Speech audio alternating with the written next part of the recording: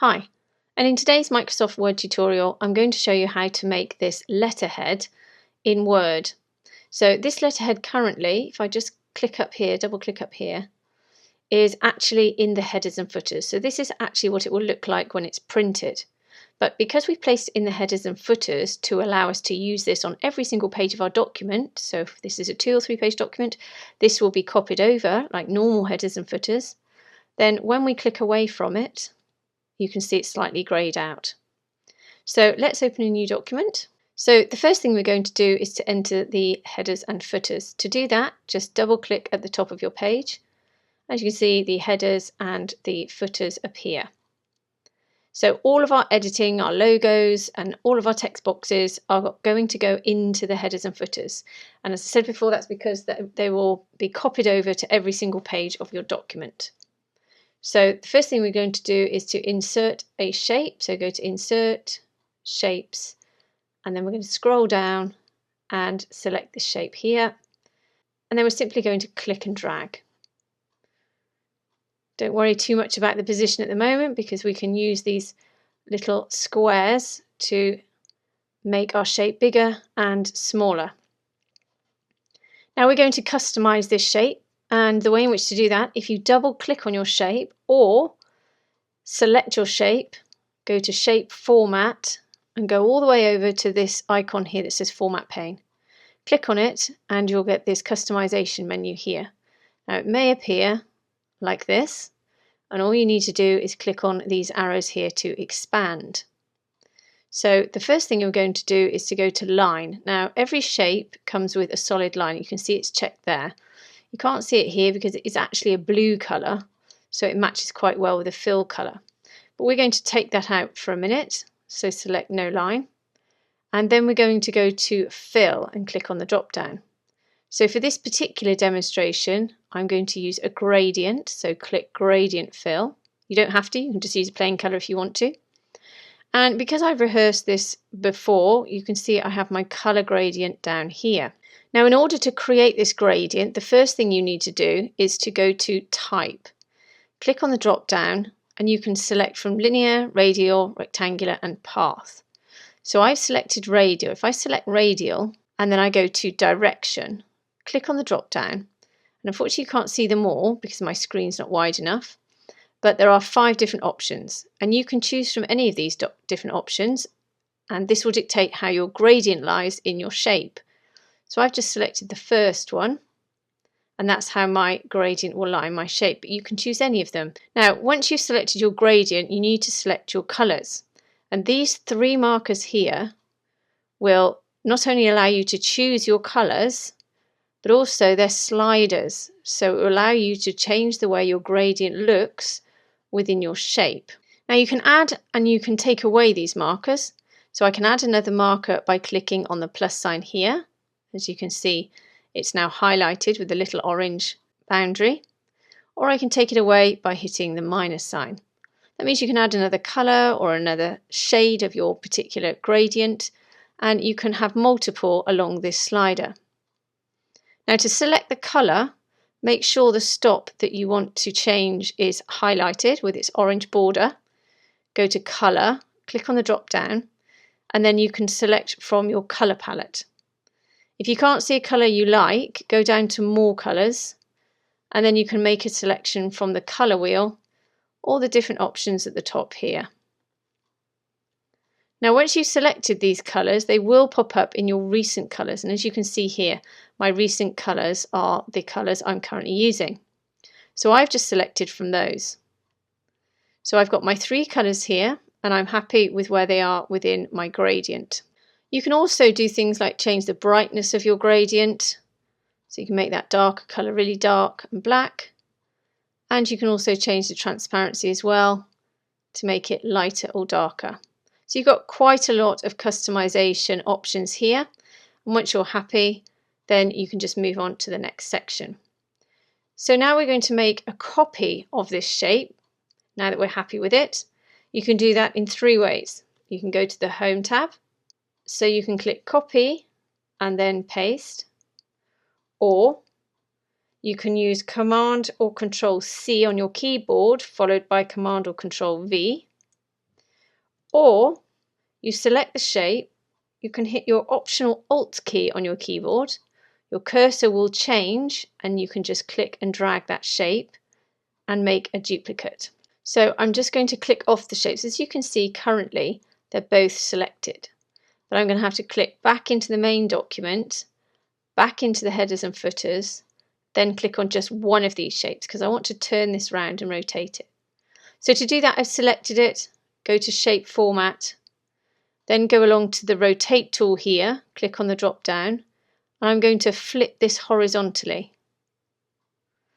I'm also going to slightly change the size and dimensions, and then I'm going to pop it up here. Now for this shape, I want it to go underneath this first shape. So to do that, I've selected it. Again, I'm on Shape Format. Then I'm going to go over to this icon here and click once. And that will send it behind that first shape we made. Then I'm just going to move it until that bit there just slightly disappears underneath the first shape. Then I'm going to go back to the first shape and I'm going to create a small shadow under here. So to do that, I select it, go back over to the customization menu, go to this icon here and click. And then on here, you'll get a number of different options. You can play around with these as much as you like, but I'm going to click on Shadow. Then I'm going to go along to my presets and then select this one here. My automatic preset color is black. I'm going to change that to the color I'm currently using. And then I can change the blur, the angle, the size, lots of different options. And a bit more blur. Okay, now if I did want to make that a little bit darker, which I do, I'm going to go to more colours, back to my colour wheel. I'm going to select my eyedropper tool here, and I'm just going to go over the darker section in the middle. You can see this eyedropper tool allows you to just scroll over any colour, and the magnification circle will change. Just click, and then the colour I've selected is in this box here. I can just make it darker or lighter using this slider. So I'm just going to make it a little bit darker for my shadow, click OK. Then when I go back up here, you can see that colour has appeared in my recents, and it's just a little bit darker at the top here. Then I can click away, and I can just see that shadow forming there. So once you're happy, click back into headers and footers, click on the first shape, hold your Command or Control key down on your keyboard, and click on the second one. Now we're going to group these together. So go to Shape Format, go along to Group, click on the drop down and select Group. Now this shape is one unit that you can move around and copy and paste because now you've customized every feature. So now again, we're going to hit the Alt or Option key and duplicate it, drag it down to the bottom, and then we're going to rotate it. So make sure it's selected, and then go back up to the Rotate tool, and then we want to flip it vertically. Then bring it down and use your arrow keys, and then you can set that to be virtually exactly the same as the top. Once you're happy with these, you can go ahead and insert your logo.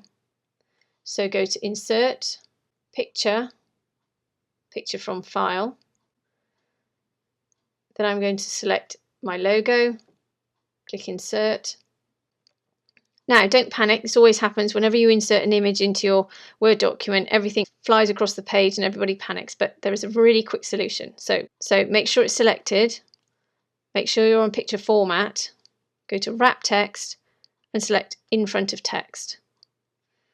And then wherever it vanishes to, just pick it up and resize it, and then pop it anywhere you want in your document. Again, you can use your arrow keys and then just put it where you need it in your document.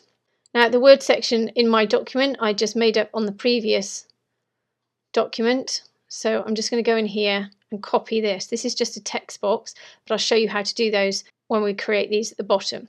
So this is just part of my logo, so I'm just going to copy this part here, go back to my design, and then I'm just going to click paste and then bring it in. So that's just basically my logo, so don't worry too much about the text box. I'll teach you how to do that in a second. So there's your logo. If you're happy with that, we can go down to the bottom and we can start to put in your contact details. Now, using text boxes is really, really flexible. They're really customizable and I use them all the time. You can move them around Word, you can place everything, you can align them. They're so much easier to use. So go up to Insert, go to Text Box and select Draw Text Box. Make sure you're still in the headers and footers though, because otherwise if you're in the main document, it won't copy over. It'll look a bit ridiculous if you've got half of it in the main document when you go onto your second and third page and some of it's in the headers and footers. So click and drag. And then we're just going to type in your website.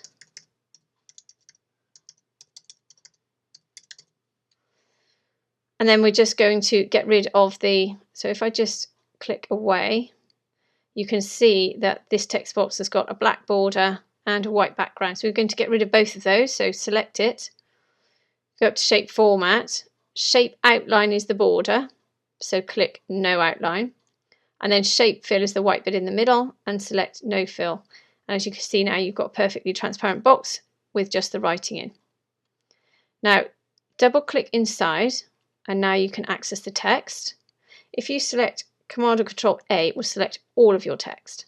Now this is the point where you can go up to the Home tab and then you can customize your text using your fonts, your sizes, bold and underline, and also your color. Now you can leave this black if you want to, you can change it to white, or you can use this color here that we've used previously. So if I click on the drop down, you can see that in my recent colors, I've got all the colors I've been using. So let's just select the darker color and see how that looks. It's fine, but when we come to the middle section here, I think it's going to vanish. So perhaps white will be the best because it will show up on all sections of this gradient. So again, go inside, Command and Control A, back up and select white. Now I'm going to put this text in the middle of this text box. Just drag that up. So double click inside. You don't have to select it all. Make sure you're on the Home tab and go along to Center Text here. And that's perfectly aligned into the middle of my text box. So now what I'm going to do is going to hit my Alt key. You see my cursor changes. Just click and drag. And then if I click and drag again, it's going to copy two boxes, but I only want one. So again, click away, click back on the box, Alt key down, and produce another box. And then go into here, Command or Control A to select the text. Let's just put in any phone number. And then click on the next box here, double click, Command or Control A, email.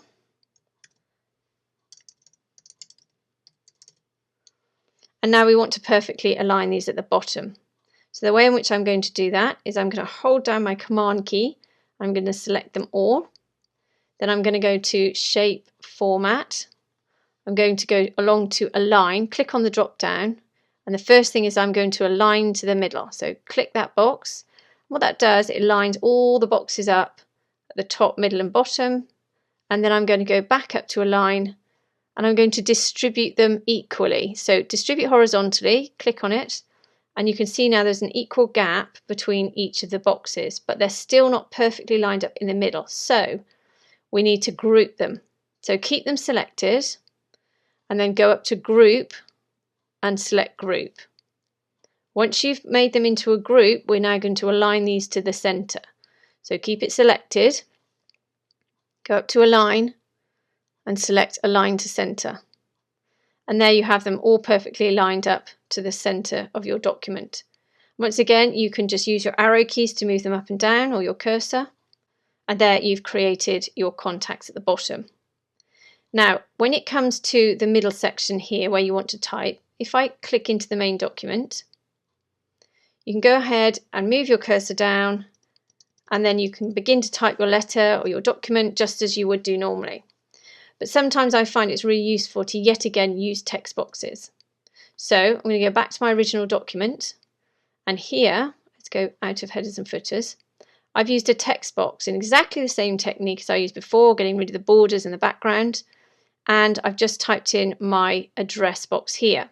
So I'm just going to copy that, go back to my other document, I'm going to paste it, and then I'm going to go back to the other one, and even this center section here, is written within a text box. And the reason for that is because you can really adjust this text box to suit your needs and suit how your letter is going to look without having to fiddle about with margins and things like that.